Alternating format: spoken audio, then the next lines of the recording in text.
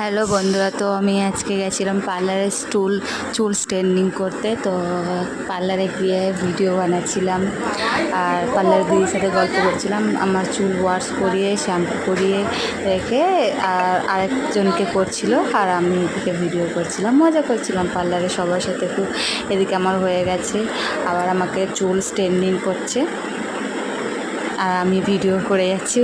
আর ওই দিদিটা আমাকে বলছে, তুমি যত ইচ্ছে ভিডিও করো বসে বসে।